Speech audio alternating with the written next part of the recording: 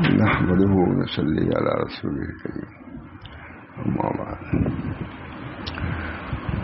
قال النبي صلى الله عليه وسلم: الدين والنصيحة، أو كما قال عليه الصلاة والسلام. یہ معمول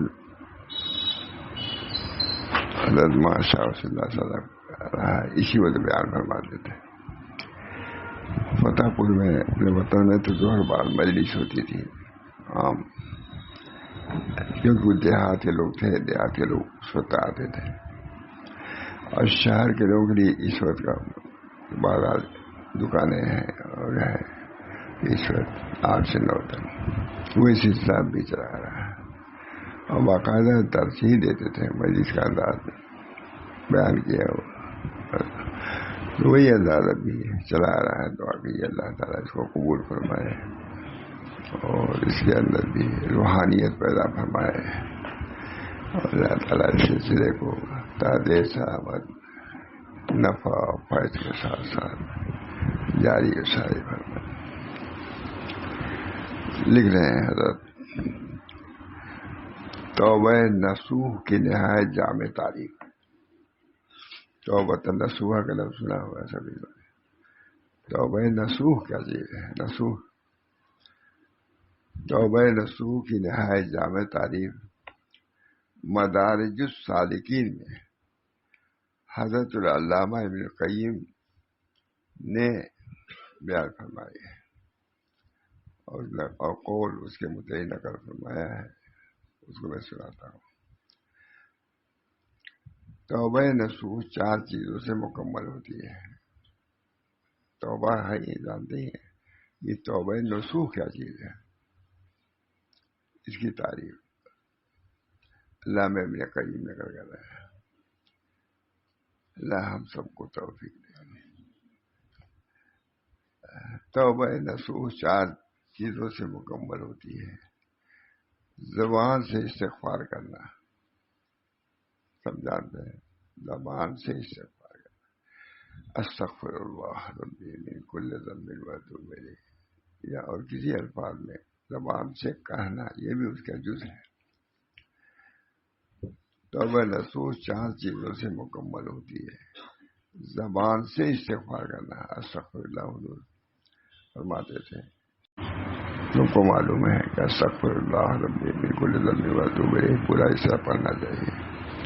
الفاظ کے اندر بھی برکت ہوتی ہے. زبان سے استغفار کرنا، بدن کے ذریعے معصیت سے دوری اختیار کرنا، یعنی اسے الگ ہو جائے. جو معصیت جاری ہے اور اسے علیحدگی اختیار کرنا چاہیے. زبان سے استغفار کا استغفر اللہ، اب میں ایسا نہیں کروں گا، یہ عمل. دوسری بات، بدن کے ذریعے معصیت سے دوری اختیار کرنا، آئندہ اسے نہ کرنے کا دل میں عزم کرنا. یہ توبہ کے اجزا ہے. پہلی چیز زبان سے استغفار کرنا، بدن کے ذریعے معصیت سے دوری اختیار کرنا، آئندہ اسے نہ کرنے کا دل میں عزم کرنا، یہی کافی ہے. اور چوتھی چیز برے ساتھیوں سے علیحدگی اختیار کرنا. یہ بھی بہت ماشاء اللہ صاحب تو بہت بری صحبت سے بچو. زبان سے بھی وہ اس کا ایک حق ہے. استغفر اللہ ربی من کل ذنب واتوب الیہ. استغفر اللہ مانے کتنی مرتبہ حضور صلی اللہ علیہ وسلم استغفر اللہ فرما دیتے.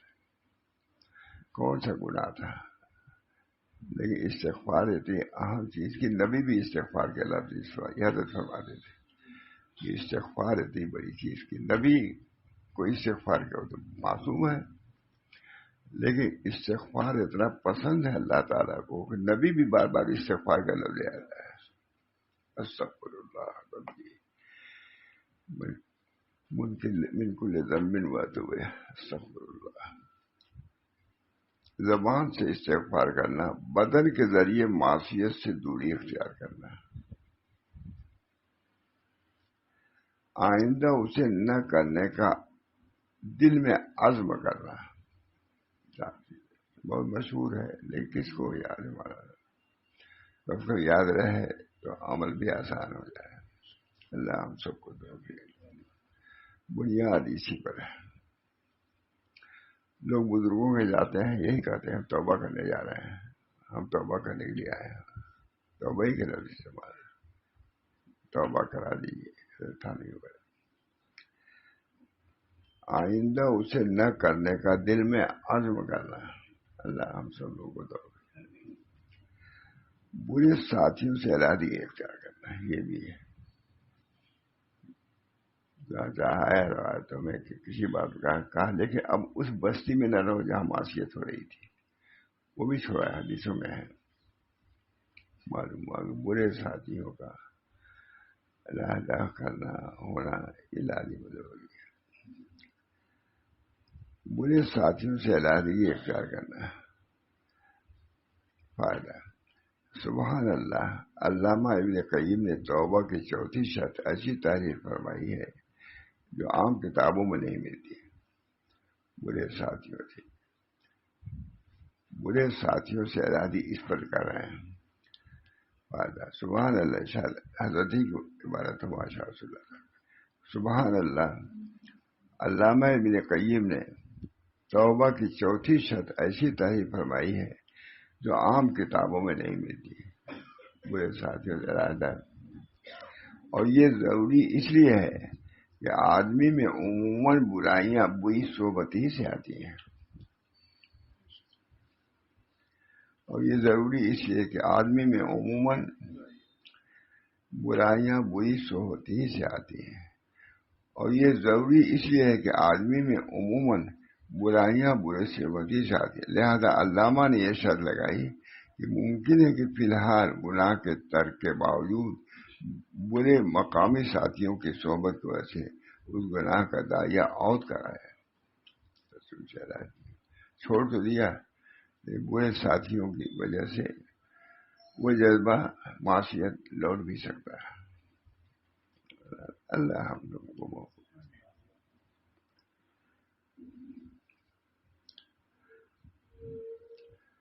بری صحبت کی وجہ سے اس گناہ کا داعیہ عود کرائے اور اس گناہ میں پہلے سے زیادہ مبتلا ہو جائے، اس لیے بری صحبت سے بہت بچنا چاہیے۔ اللہ ہم سب کو توفیق دے۔ جو کہ خطاؤں کی پہلی قسم یعنی حقوق اللہ کی ادائیگی میں قصور و کوتاہی اس سے متعلق ہے، تو اس کے متعلق حضرت مسلم امت رحم اللہ فرماتے تھے، اس کو اعتراف ظلم میں ماشاء اللہ سب بیان کر چکے ہیں، اسے اس کو بغور پڑھیں تو انشاءاللہ حضرت مسلم امت کی وہ تاثیر بیان اپنی خطاؤں سے توبہ و استغفار کرنے پر ضرور آمادہ کر دے گا۔ کہاں کتابیں نہیں پڑھتے، اعتراف ذنوب وغیرہ کتابیں بہت عالیشان کتاب ہوتی ہے، سب سناتے بھی تھے، مجید میں سناتے تھے، بہت اچھی لگی۔ اللہ تعالیٰ ہم سب کو توفیق دے۔ اللہ تعالیٰ حضرت مسلم امت کا پرتاثیر بیان اپنی خطاؤں سے توبہ و استغفار کرنے پر ضرور آمادہ کرے۔ اللہ تعالیٰ اپنے فضل سے شرف قبولیت سے نوازے۔ رہی خطاؤں کی دوسری قسم جو حقوق العباد کے کوتاہیوں اور خطاؤں سے متعلق ہے، تو اس کی اہمیت سے آگاہ کرنے اور اسے توبہ کی طرف رغبت دلانے کے لیے یہ مضمون لکھ رہا ہوں، ماشاء اللہ، تاکہ دلوں میں اس کی واقفیت کے بعد اس کی اہمیت ہو جائے۔ حقوق اللہ سے حقوق العباد ہیں، ان کی بھی اہمیت ہے، اور توبہ و استغفار سے ان کی تلافی پر کمر بستہ ہو جائے، اسی لیے سنا رہا ہوں۔ اس سلسلے میں حضور اقدس صلی اللہ علیہ وسلم، حضرت ابو بکر صدیق رضی اللہ تعالیٰ عنہ، حضرت عمر رضی اللہ تعالیٰ عنہ، حضرت العلامہ رحمۃ اللہ صاحب پیرانوی، حضرت حکیم امت حضرت مسلم امت ماشاء اللہ صاحب الہ آبادی، حضرت مولانا محمد احمد صاحب پڑھتا ہے، اور یہ وغیرہ کے معافی مانگنے اور خود معاف کرنے کے واقعات درج کریں گے. خود یہ حضرات نے موقع ہوا خود معافی مانگا، بڑے لوگ. اور اس اہم مضمون کو اعتراف قصور کے نام سے موصوف کرتے ہیں. اللہ تعالیٰ نے اپنے فضل و کرم سے حضرت مسلم امت کی اصل کتاب اعتراف ذنوب کو مفید بنایا ہے، ویسے ہی ہمارے اس ضمیمہ رسالے اعتراف کو بھی مفید بنایا. یہ ہم نے آگے لکھا ہے. بہت پسند، بہت زبردست کتاب حضرت کی اعتراف قصور کی. اور اس رسالے کا اعتراف قصور نام رکھنے کی خاص وجہ یہ ہوئی کہ حضرت مرشدی مولانا محمد احمد صاحب کے اشعار میں چونکہ اعتراف قصور کا لفظ آیا ہے، جس کی وجہ سے اس مضمون کی طرف ذہن منتقل ہوا اور اعتراف قصور نام ہی رکھ دیا ہے. کبھی طاعتوں کا سرور ہے، کبھی اعتراف قصور ہے. بہت پڑھتے تھے برابر پڑھتے تھے. کبھی طاعتوں کا سرور ہے، کبھی اعتراف قصور ہے. ہر ملک کو جس کی نہیں خبر، وہ حضور میرا حضور ہے. کوئی رات بھر ایسی مجلس جاتی تھی، ماموں منوری والوں سے صبح ہو جاتی تھی. یہ اشعار پڑھتے تھے. کبھی طاعتوں کا سرور ہے، کبھی اعتراف قصور ہے. عمدہ حضرت کے الفاظ ہیں، بہت زبردست شاعر. وہاں میں نے پوچھا، ماموں ہم ساتھی جا رہے تھے تو وہاں میں نے پوچھا وہاں سے کہ آپ کب سے شاعر ہو گئے، کب شاعر؟ کہا میں تو گونگا تھا، اللہ نے گویا کر دیا مجھ کو. ہر سال پوچھا کیا بس میں تو گونگا کچھ نہیں جاتا، لیکن اللہ نے مجھ کو گویا کر دیا. کبھی طاعتوں کا سرور ہے، کبھی اعتراف قصور ہے. ہر ملک کو جس کی نہیں خبر، وہ حضور میرا حضور ہے. اچھا ہے. تو بہت اللہ سے پڑھتے تھے. اللہ تعالیٰ ہم سب لوگوں کو ہر جیسا حال پیدا کرے. عجیب غریب. کبھی طاعتوں کا سرور ہے، کبھی اعتراف قصور ہے. ہر ملک کو جس کی نہیں خبر، وہ حضور میرا حضور ہے. جو ہے اہل عشق کی ابتدا، جو ہے اہل عشق کی ابتدا، جو ہے اہل عشق کی انتہا. میں بتاؤں احمد بے نما، میرا اعتراف قصور ہے.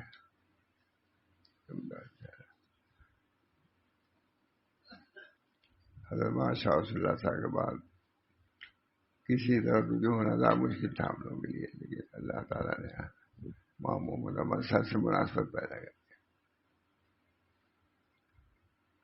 اللہ تعالیٰ نے وہی کیفیات، وہی چیزیں، انداز تو الگ الگ ہوتے ہی ہیں، لیکن اصل چیز جو ہمارے حضرت کے اندر مولانا کے اندر بھی موجود ہے.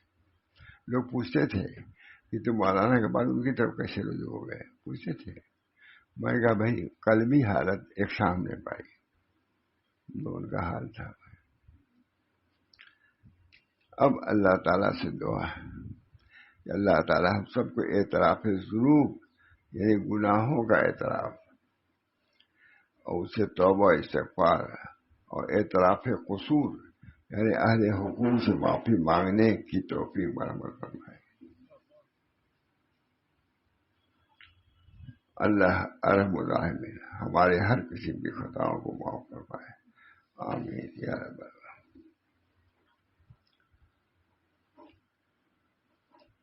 دوسرا مضمون ہے حضرت ماشاء اللہ. اعتراف قصور کے متعلق یہ عرض ہے کہ جس طرح حضور اقدس صلی اللہ علیہ وسلم کی اہم سنت بجناب الہی استغفار اور اعتراف ذنوب ہے، اسی طرح باہم مخلوق کے حقوق کی ادائیگی میں کمی یا اپنے ہاتھ اور زبان سے اظہار ثانی کے قصور و خطا کو اللہ کی ناراضگی کا سبب سمجھ کر صاحب معاملہ سے عفو و معذرت کرنا، یہ بھی حضور صلی اللہ علیہ وسلم کی سنتوں میں سے ایک سنت ہے. جیسے اللہ تعالیٰ سے صرف لوگوں سے بھی اگر خطائیں ہوئی ہیں، جاتی ہوئی ہے، معافی مانگنا، معاف کرنا، دل سے معافی مانگتے ہیں. تم کیا بتاؤں حضرت وغیرہ کیا حال ہے. جیسا کہ حضرت ڈاکٹر عبدالعزیز صاحب خلیفہ ہے، حضرت حکیم عمر نے اپنی مشہور کتاب اسوہ رسول اکرم میں مقام عبدیت کے عنوان کے تحت یہ روایت نقل کی ہے، جس میں حضور اقدس صلی اللہ علیہ وسلم نے عام صحابہ کرام سے عفو درگزر کرنے کو ارشاد فرمایا. جس میں حضور اقدس صلی اللہ علیہ وسلم نے عام صحابہ کرام کا عفو درگزر کرنے کو ارشاد فرمایا اور امت کے لیے اپنا ایک اہم اسوہ چھوڑا. بڑوں سے نہیں بلکہ چھوٹوں سے بیمار ہو سکتا ہے. ہم سب کو اس وسیلہ سے عمل کی توفیق عطا فرمائے. وہ روایت ہے. حضرت فضل رضی اللہ تعالیٰ فرماتے ہیں کہ میں حضور صلی اللہ علیہ وسلم کی خدمت میں حاضر ہوا. میں نے دیکھا کہ حضور اقدس صلی اللہ علیہ وسلم کو بخار چڑھ رہا ہے اور سر مبارک پر پٹی بندھی ہوئی ہے. حضور صلی اللہ علیہ وسلم نے ارشاد فرمایا کہ میرے ہاتھ پکڑ لو. میں نے حضور اقدس صلی اللہ علیہ وسلم کا ہاتھ پکڑ لیا. حضور صلی اللہ علیہ وسلم مسجد میں تشریف لے گئے اور ممبر پر بیٹھ کے ارشاد فرمایا کہ لوگوں کو آواز دے کر جمع کر لو. یہ بھی ہوا. میں نے لوگوں کو جمع کر لیا. حضور اقدس صلی اللہ علیہ وسلم نے اللہ تعالیٰ کے حمد و ثنا کے بعد یہ مضمون ارشاد فرمایا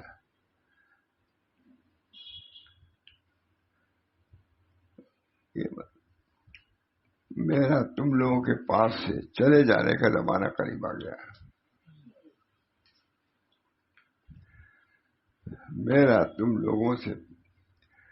لوگوں کے پاس سے جانے کا زمانہ قریب آ گیا ہے. اس لیے جس کی کمر پر میں نے مارا ہو میری کمر موجود ہے، وہ بدلہ لے لے. اتنی بڑی بات ہے. پیچھے نظر رکھنا چاہیے کہ نہیں؟ ابھی سمجھتا ہم بالکل پاک سردار ہے، کسی کا ہم پر حق نہیں ہے. یہ اللہ تعالیٰ جسے کسی کے اس لیے جس کی کمر پر میں نے مارا ہو میری کمر موجود ہے. حضور صلی اللہ علیہ وسلم فرما رہا ہے میری کمر موجود ہے، بدلہ لے لے. اور جس کی آبرو پر میں نے حملہ کیا ہو میری آبرو سے بدلہ لے لے. جس کا کوئی مالی مطالبہ مجھ پر ہو وہ مال سے بدلہ لے لے. کوئی شخص یہ شبہ نہ کرے کہ مجھ سے بدلہ لینے سے میرے دل میں بغض پیدا ہونے کا ڈر ہے، کیونکہ بغض رکھنا نہ میری طبیعت میں ہے نہ میرے لیے موضوع ہے. خوب سمجھ لو کہ مجھے بہت محبوب ہے وہ شخص جو اپنا حق مجھ سے وصول کر لے. یاد رکھنے کی بات ہے، یہ ہر آدمی یاد رکھے.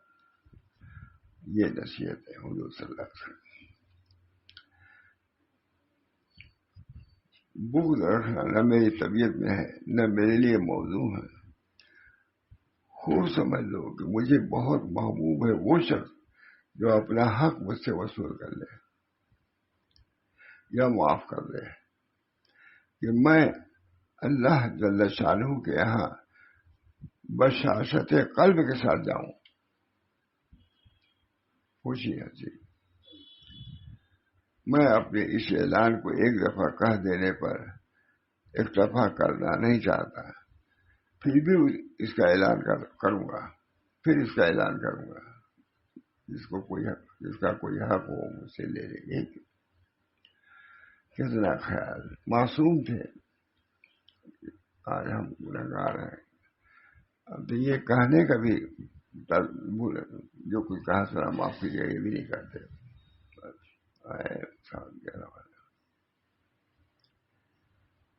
پھر بھی اس کا اعلان کر.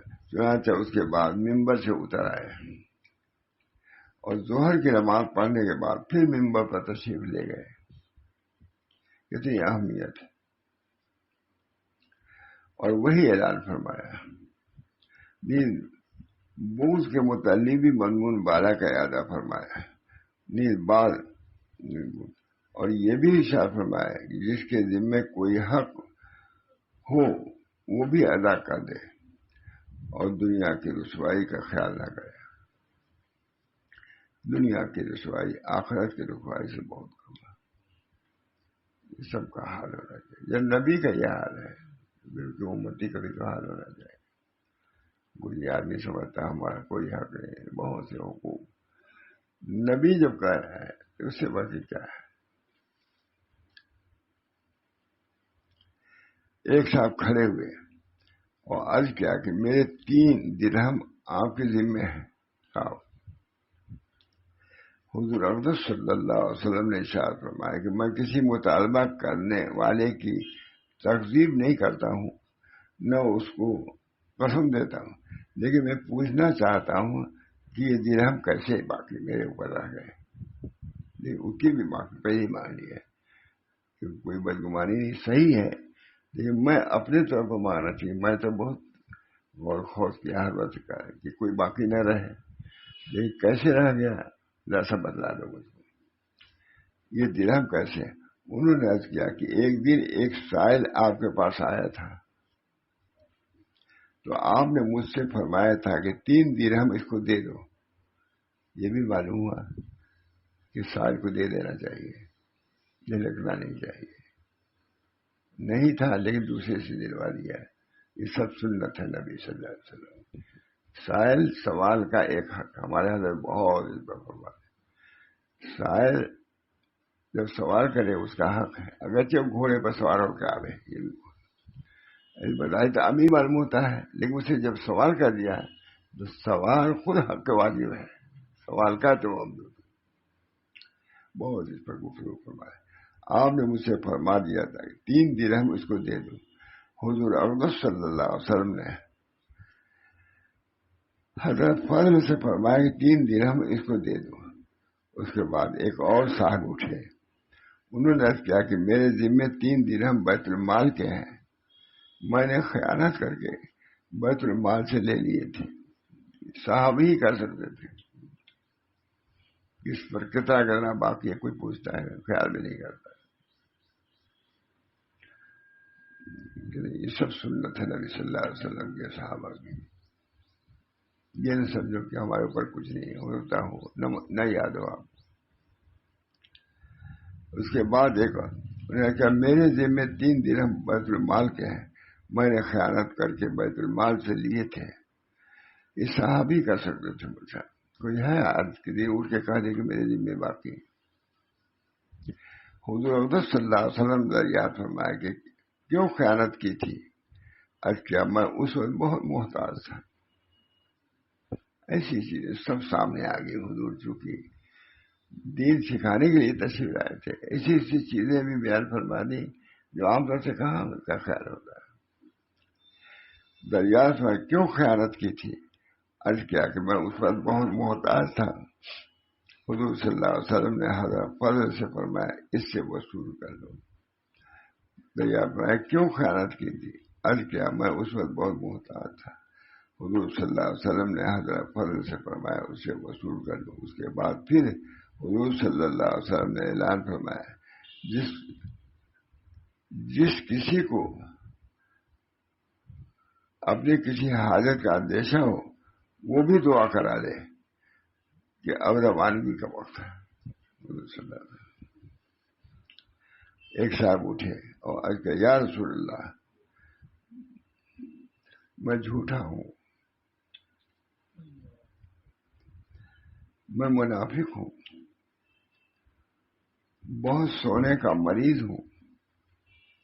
حضور صلی اللہ علیہ وسلم نے دعا فرمائی یا اللہ اس کو سچائی عطا فرما, جھوٹا نہیں, سچائی عطا فرما. خیال آخرت کا خیال صحابہ کو کتنا تھا, سب کے سامنے یہ بات کہنا کوئی معمولی بات نہیں ہے.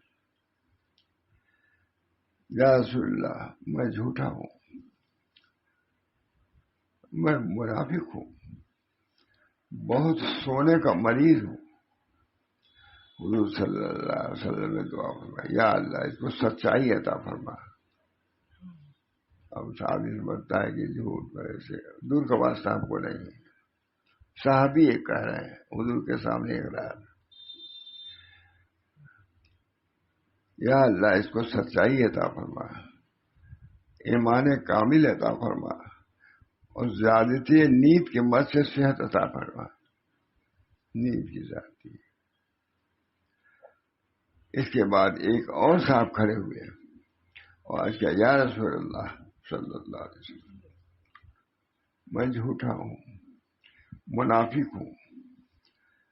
صحابی، کوئی گناہ ایسا نہیں جو نہ کیا ہو. حضرت عمر نے اس کو تنبیہ فرمائی کہ اپنے گناہوں کو پھیلاتے ہو. حضور صلی اللہ علیہ وسلم نے ارشاد فرمایا، عمر چپ رہو، دنیا کی رسوائی آخرت کی رسوائی سے ہلکی ہے. کون پڑھتا ہے ان منگوں کو؟ کون جانتا ہے پڑھتا ہے؟ عمر تو بہت دور کی. حضور صلی اللہ علیہ وسلم نے ارشاد فرمایا کہ عمر چپ رہو، دنیا کی رسوائی آخرت کی رسوائی سے ہلکی. اس کے بعد حضور صلی اللہ علیہ وسلم نے ارشاد فرمایا، اللہ اس کو سچائی اور کامل ایمان عطا فرما اور اس کے احوال کو بہتر بنا دے. ایک اور صاحب اٹھے، انہوں نے عرض کیا، یا رسول اللہ میں بزدل ہوں، سونے کا مریض ہوں. حضور صلی اللہ علیہ وسلم نے ان کے لیے بھی دعا فرمائی. حضرت فضل کہتے ہیں کہ اس کے بعد سے ہم دیکھتے تھے کہ اس کے برابر کوئی بھی بہادر نہ تھا، بزدلی ختم بہادری. پھر حضور صلی اللہ علیہ وسلم حضرت عائشہ کے مکان پر تشریف لے گئے اور اسی طرح عورتوں کے مجمع میں بھی اعلان فرمایا، اور جو ارشادات مردوں کے مجمع میں فرمایا تھا یہاں بھی ان کا اعادہ فرمایا. بھی ضروری ہے کہ نہیں علماء کو خود بھی ایسے ان حدیثوں پر، حضور کی ان سیرتوں پر بھی تو عمل ہونا چاہیے. ہم تو کسی کو نہیں سنتے. پہلے تو پکا بھی دیتے تو معاف کیجیے گا، اب یہ بھی نہیں کہتے، کوئی غلطی ہوئی تو معاف کیجیے گا، عام طور سے. پھر حضور صلی اللہ علیہ وسلم حضرت عائشہ کے مکان پر تشریف لائے. اس طرح عورتوں کے مجمع میں بھی اعلان فرمایا، بھائی کوئی غلطی ہوئی ہو ہم سے، کوئی کوتاہی ہوئی ہو، کوئی تم لوگوں کا کوئی حق ہو. ڈر تھا، خوف آخرت، خوف آخرت. پھر حضور صلی اللہ علیہ وسلم حضرت عائشہ کے مکان پر تشریف لے گئے اور اسی طرح عورتوں کے مجمع میں اعلان فرمایا، اور جو ارشادات مردوں کے مجمع میں فرمائے تھے یہاں بھی ان کا اعادہ فرمایا. باتیں کہاں سنتے ہیں، کوئی سناتا ہے. تو حضرت ان چیزوں کو بہت لے آتے تھے کیونکہ آخرت کا خیال کوئی چیز باقی نہ رہ جائے، ہمارے دل میں رہ نہ جائے. ایک صحابی نے عرض کیا، یا رسول اللہ میں اپنی زبان سے عاجز ہوں. حضور صلی اللہ علیہ وسلم ان کے لیے بھی دعا فرمائی کہ اس کی زبان پر قابو دیجیے. پھر حضور صلی اللہ علیہ وسلم نے اعلان فرمایا، جس کسی کو اپنی کسی حالت کا اندیشہ ہو وہ بھی دعا کرا لے کہ اب روانگی کا وقت ہے. حضور صلی اللہ علیہ وسلم فرما رہے ہیں، کہاں معلوم کہ روانگی وقت کیا فرمایا حضور نے. چنانچہ لوگوں نے اپنے متعلق مختلف دعائیں کرائی. صلی اللہ تعالی علیہ وعلی آلہ وصحبہ وسلم. میں نے تھوڑا سا لکھ دیا ہے. غور فرمائے کہ یہ سید المعصومین اشرف المرسلین کا اسوہ حسنہ ہے، جس کے اتباع کی یہ گنہگار امت کس قدر محتاج ہے. کون اختیار کرتا ہے. حضرت موسیٰ علیہ السلام جبکہ کوہ طور پر جانے لگے تو حضرت ہارون علیہ السلام کو اپنا خلیفہ بنایا اور بنی اسرائیل کی اصلاح کا امر اور مفسدین کے اتباع سے منع فرمایا. قال موسیٰ لأخیہ وقال موسیٰ لأخیہ ہارون اخلفنی فی قومی وأصلح لی ولا تتبع سبیل المفسدین. مگر جب موسیٰ علیہ السلام اپنے قوم کی طرف واپس آئے تو ان کو بچڑے کی پرستی کرتے ہوئے پایا تو غصہ ہوا ہے اور تختیوں کو جو اللہ تعالیٰ کی طرف سے لائے تھے ایک طرف ڈال دیا اور اپنے شریک بھائی حضرت ہارون کے سر کو پکڑ کر اپنی طرف کھینچ رہے تھے تو انہوں نے عرض کیا میرے بھائی بلا شبہ قوم نے مجھے کمزور اور ناتواں سمجھا اور قریب تھا کہ مجھے قتل ہی کر ڈالے. لہذا مجھ پر میرے دشمنوں کو ہنسنے کا موقع نہ دیجیے اور مجھے ان ظالموں میں شمار نہ کیجیے، اس لیے کہ میں ان کے اس کفر اور شرک کے کام میں شریک نہیں تھا، مجبور کر دیا تھا. لہذا میرے ساتھ وہ برتاؤ نہ کیجیے جو ان ظالموں کے ساتھ برتاؤ. حضرت ہارون علیہ السلام کے اظہار حقیقت کے بعد حضرت موسیٰ علیہ السلام کو احساس ہوا کہ بھائی ہارون کے سلسلے میں مجھ سے خطا ہوئی، اگرچہ خطا اجتہادی تھی. لہذا اللہ تعالیٰ کے بارگاہ میں عرض پرداز ہوئے کہ اے میرے رب میری مغفرت فرما دی. موسیٰ علیہ السلام نے گزار ڈال دیا اور میرے بھائی کی میری مغفرت فرما دیے میرے بھائی اور ہمیں اپنی رحمت میں داخل فرما دیجیے اور آپ سب رحم کرنے والوں سے زیادہ رحم کرنے والے ہیں.